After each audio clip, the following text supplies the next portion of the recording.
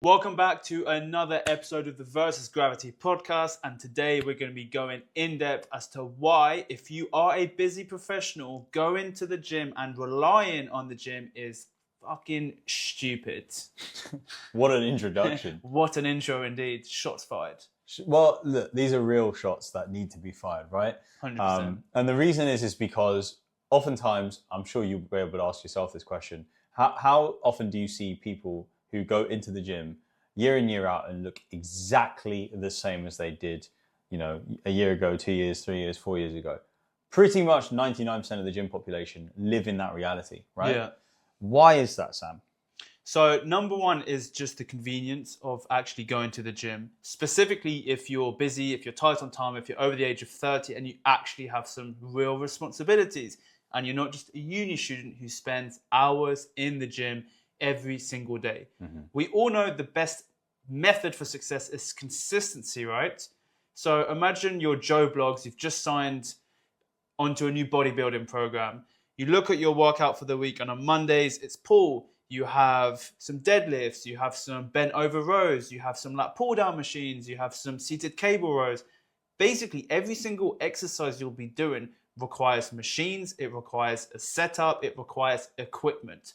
You go to the gym, you look around, fuck me. Sandra or Susan is using the lat pull down machine. We're out of Olympic bars. The dumbbells, there's one dumbbell that's 40 kilos and the only other one is 30 kilos, wherever the other one's gone. You think to yourself, why have I signed up for this? This is way too much friction. I just want to go to the gym, get my workout in, and go home. And because you're relying on so many different pieces of equipment that are always being used, it just means that you're not able to stay consistent. Weeks of you being inconsistent just lead to you dropping off and then not getting the results that you want. If you're tight on time, you need something that is seamless, that is frictionless. You're in, you're out half an hour every single time. And what's the solution for that? It's calisthenics. I have gone to gyms where there's literally a full-on Zumba class going on. And I've gone up to the instructor and I've said, hey, I literally just need a corner of the room. Do you mind if I just do my own stuff? I was doing pike push-ups, I was doing handstands against the wall, and I got my full workout in. I get my full workout in, whilst the guy that I went to the gym with on my lunch break whilst I was working in corporate finance was like, well, I can't do anything because there's a Zumba class going on. I'm like, see you later, man. I'm going to be Zumbaing in the corner doing my push-ups. A year or two later, I'm in insane shape. They're not, because they can't be asked to go to the gym and have to wait and queue for the machine. So then they just bother to stop going in the first place. And that really kind of brings on the most, as Sam said, the most pertinent point, which is convenience and time, right? If you're someone who works a busy corporate job, it's not just about the time you waste in the gym waiting for equipment. It's also the time you spend getting to and from the gym, right? Who the hell wants to work a really busy day, have your boss shouting at you, have this client asking for that, deliverable by tomorrow night or whatever? All of that stress, getting on the metro or in here, unfortunately, in London, we have the Central Line, right? So getting on one of those things, morning and night, just to go to your, boring ass job, to then be told, or then realize, oh man, I've got to go now half an hour to the gym. Yeah, that's half an hour there and half an hour back. So it's an hour, even if it's 10 minutes, right? Let's say it's 10 minutes, okay? The gym's right next to the office. You go there, you spend 10 minutes there, 10 minutes getting there, you go there, everything's being used, you're fiddling around with dumbbells that are way too light for you, or either you're looking at the really heavy ones and going, man, I wish I was as strong. You waste an entire session and then you're 10 minutes back to the office, whatever, right? The point is that you're wasting time across the board. So what better way to train than to be able to do it, as Sam says, in a very small kind of box room size space in your own damn house? Now, Here's another thing as well about convenience. If you thought, okay, cool, well, the gym sucks, but I want to still use weightlifting to build muscle, great. You're going to have to spend quite a large sum of money buying equipment for your house, not to mention that equipment needs a shit ton of space. Dude, half squat rack, the floor, like gym flooring is so expensive. So expensive. Like you're spending thousands. Oh, well, I did. I can tell you from experience. I bought a squat rack, an Olympic bar, and 140 kilos of weights. I spent about $1,500 on that equipment. I'm very fortunate that I bought all of that equipment before I got married, when I used to live at home with my parents, and they had a nice big garage. Yeah. right? I don't have that right now. So there's no way I'd be able to use that equipment. But what I do have at my house is a pull-up bar, some parallettes, a weight vest, and a floor. And you're in better shape than the people that go to the gym and rely on machines. Right. So, moral of the story here is it's not just about the time that you waste in the gym, but it's also the fact that it's an inconvenient setup which you can only access realistically in a gym. Yeah. Right? And to get insane results in the gym does require more time. It requires consistency. And if you're not able to stay consistent because you have to wait for a machine or you have to wait for a squat rack, you're not going to stick to it long term, just as you're not going to stick to anything else that you want to learn. If you wanted to, say, learn Russian, and on the way to the Russian lesson, you had to jump over a bridge every 4 days or whatever, you're like, fuck this. Like, I can't be asked. I just want to walk to my Russian lesson, learn it, and then you come back and then you're done. You don't have to go through all these hoops, waiting outside, whatever, right? And that's really it. As Sam says, friction is the biggest killer of anyone's gym or fitness journey progress. Now, aside from time and convenience, the other part of this is, well, does it actually give you the result you want, right? Now, let's be real. Most of the people you see in the gym, as I said before, look exactly the same year in, year out. Why? Because most gym exercises are easy to scale, but become very boring. Yeah. Right? And this is exactly where people go wrong, because they think that if they want to build a physique that's truly impressive, all they have to do is keep lifting more weight. That couldn't be further from the truth. Because your body adapts, for one. Exactly. And ultimately, if your only objective going into a session is to lift more weight, but not actually to improve everything else that comes after it, your nutrition, your daily activity, yes, you're going to build a lot of muscle, but A, it's not really going to be that useful, right? Because you can't see it. But also B, you've basically skipped more than, half of the journey, which is not just about the training. And this is where having something that actually gives focus to your physique in a slightly different way would be beneficial. So aside from time and convenience, the other part of this is building the physique you want, right? Getting into the shape you want. The trouble is if you're going into the gym and you're lifting all this lifeless weight, you're really only training 2 movement patterns: horizontal pushing, horizontal pulling. That's one each. And then vertical pulling, vertical pushing. And again, that applies to your upper body and your lower body, right? You've got hinging and whatnot. Okay, cool. You could argue all of that. But the point is, it's pretty much those movement patterns. Yeah. So you're going to be quite limited with the amount of movement you can do, right? If all I've done is train my biceps in this way, well then, I might get really good at curling. But what about, flexing the shoulder? My bicep doesn't really get too much activation doing a curl. Yeah. If I was trying to raise my shoulder. So this is the other side of things. If you want to build strength that actually gives you longevity and allows you to be more quote unquote functional, which I hate that term, but it's true. You know what I mean, yeah. Then lifting weight really is going to be quite limiting, right? It also gives you, unless if you're a competitive bodybuilder, I actually think most people's gym's physique are pretty shit. Because the classic is they've still got a belly and all they do is they just spam biceps. They've got small triceps, even though triceps make up like 60 to 70% of your arms. Most people actually neglect shoulders. All they do is they have a huge conflated like pigeon chest, biceps, and then that's it. You look like a classic like boozer, you look like a classic like Essex boy. We saw that. We saw that the other day. We went to, unfortunately, we're Arsenal fans, but we went to a bar, a sports bar, and the guys that were sat in front of us, I mean, you saw they were classic sort of gym boys, like out on the lash whilst they're watching the football. But you could tell, like, they didn't really have any substance to their physique. It's just a bit of dead physique, and it doesn't look strong. Whereas, find me a calisthenics athlete that does not look incredible. They look strong. They've got that V-taper. They're lean. They've got muscles in areas of the bodies that you're like, how the fuck do you even grow that part of your body? Like, their elbows will be thick. They're from here all the way up to here. It's just thick. It's strong. It's powerful. Most gym guys, again, it's tiny forearms, these conflated biceps, big chest with no shoulders and no strong back. And when they go into the gym, it's dead. They're full of ego. They're staring in the mirror. They look down on other people who don't weigh as much as them, or they go and do the like a lap pull down, and they see whatever the person before has done, and their sole goal is to then try and go a weight below to try and outdo them. It's just dead. It's a toxic atmosphere. Fuck the gym. Right, but let's come back into the science. I'm getting lost. Fuck the gym, right? But he's lost in the sauce. Let's come back into the science of this, right? So at its core, gym exercises, typically you have your compound exercises, but also your isolations. But even the compound movements themselves are still limited to the degree of which they are compound. Yeah. Let's take the bench press, for example. Realistically, for most gym goers, again, if you're a competitive powerlifter, you're going to sit here and argue with me, oh, but I engage my glutes and I press my heels into the floor. Cool, good for you. But for most people watching this video, you're going to be going onto that gym, onto the bench press, lifting no more than around 60 kilos. Right? With some shitty form and half a rep. Right.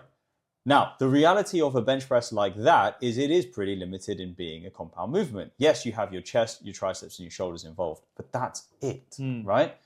Now compare that to a push-up. Or a dip, yeah. Well, let's keep to the... Because most people will go, oh, but yeah, the dip is completely... Let's go with a push-up. The push-up is pretty much the same movement pattern. It's a horizontal push, right? With the elbows relatively tucked. And again, it kind of replicates the same movement pattern as the bench press. But the difference is that you have to do a push. In order to do a push-up properly, you need to engage your core, right? You need to engage your glutes. You need to make sure that you're bracing that core. You need to make sure that you're pushing and protracting your shoulders at the top, which means that you're training infinitely more muscle groups than you do in a bench press. Yeah. Yes, you can load a bench press easier than a push-up. Yes, the bench press could theoretically be much more intense than the push-up. But what is your real objective here? Is it just to be racking up numbers on a bench press, or is it to actually build your body like a unit that performs like a unit that can withstand anything that gets thrown at it? Me personally, I don't really give a shit about the numbers. I want to be a unit. Also, most people who are good at bench press are just fat as fuck anyway. They're just big. It's just like, okay, cool, powerlifting, yes, it's impressive.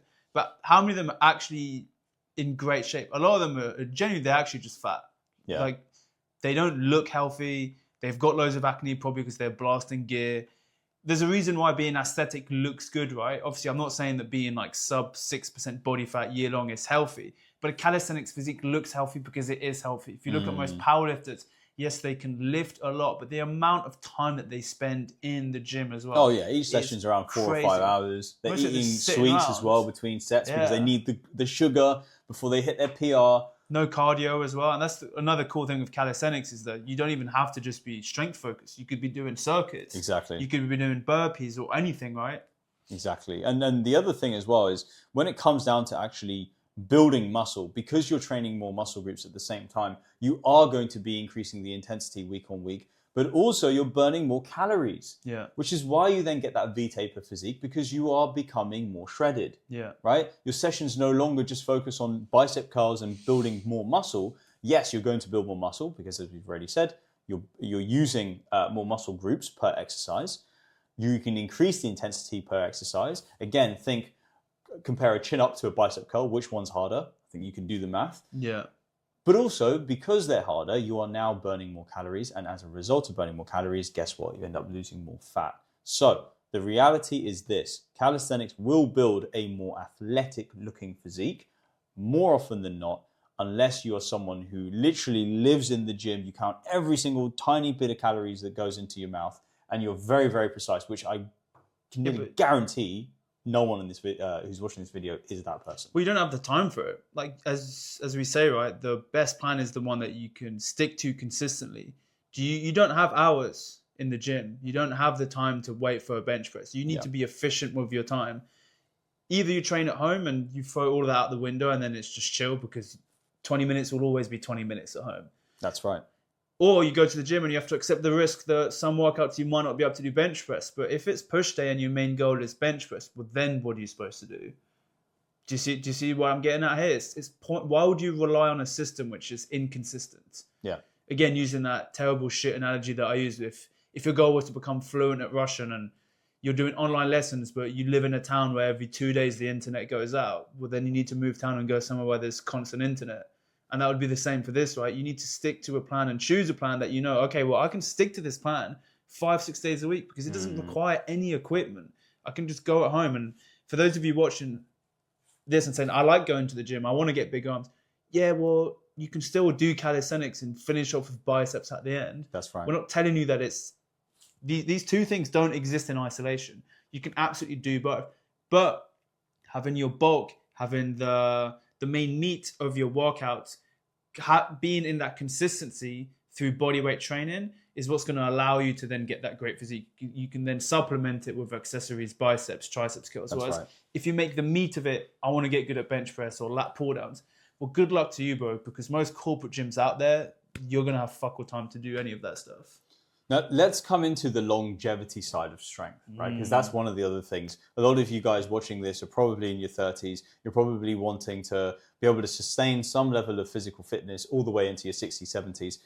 Let's kind of do the way up here. If you were going to go into the gym and you were slamming bench press, you're doing a motion that is very repetitive, and it's also very, not destabilizing, but it's quite harsh on the joints, particularly the shoulders. Yeah. I've had so many people come to me and complain about injuries to their supraspinatus, which is a muscle in the rotator cuff, because they do so much bench press, right? It's what we call that frozen shoulder, or even the shoulder impingement. Yeah. So many people. I've had so many people come to me and say, oh, I've got elbow tendonitis because I've been doing, again, loads of bench press or lots of bent over rows or whatever it may be, right? Those things alone should be enough of a deterrent to you to say, well, hold on a minute. If that is the byproduct of having big muscles, is it worth it? Yeah. I don't think so. Being in pain sucks. Yeah. Because then you have periods of where you train hard, but then you have periods equally where you can't do anything. That sucks. Well, right? Find me a bench presser or bodybuilder or powerlifter who's still doing what they're doing and is still in a healthy state in their 80s or 90s. You can't. It doesn't exist. Look at Schwarzenegger. He looks like shit now. Look Ronnie at Ronnie Coleman. He can't even walk. Right? There's very, very few people who can. Whereas if you look at people who have practiced some form of, again, quote unquote, more functional training, right? Calisthenics, yoga, Pilates, whatever.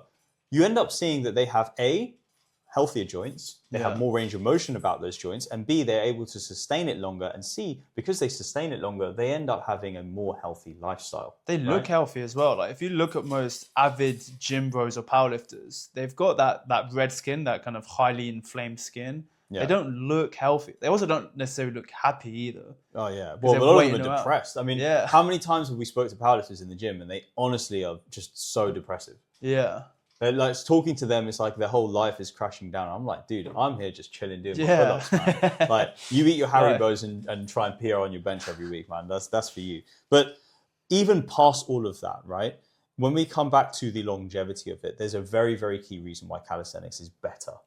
And the reason is because A, we're not putting undue stress on our joints because everything progresses at a rate that you can actually keep up with. Yeah. You can't overload a push-up. You can either do a push-up or you can't, right? Same way with a planche. You can either do a planche or you can't, right? Yeah. Whereas if you were to go to the gym and say, screw it, I'm going to try and add 5 kilos to my bench press, that bar is going to come down and decapitate you, right? Yeah. Or you're going to pick up a tendinopathy issue. So there's those ones. But more, even past that, every calisthenics exercise either requires full range of motion, or you have straight arm elements, which will develop far stronger tendons and fascia than any gym exercise, right? So just doing those alone, you're now training more of your body than you would just pumping iron. Because when you're pumping iron, all you're really thinking about is the muscle belly, right? So if I'm looking at my bicep, I'm just looking at the meat of the bicep. What about the tendons at the end, right? This is what we train in calisthenics with our straight arm movements. And honestly, we know a guy, right? Someone who we watched plenty of videos before. He showed us his bicep tendon. He got us to pinch his bicep tendon. Holy shit. It was thick. And this guy can full planche, right?